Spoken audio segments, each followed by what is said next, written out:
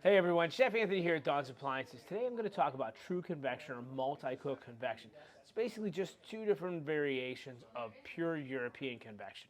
And what that means for me is that fan in the back there, we're going to turn that fan, it's really going to push that air towards the glass. And whatever temperature we have, whether it's 350 or 325, it's really going to receive the same temperature on each rack, ensuring even cooking.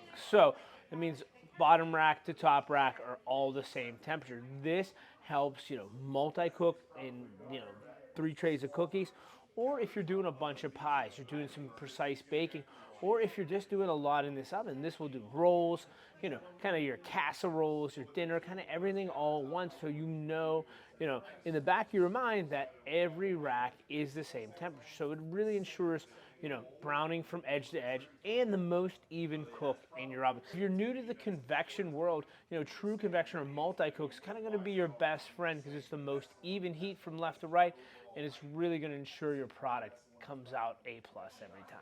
Thank you.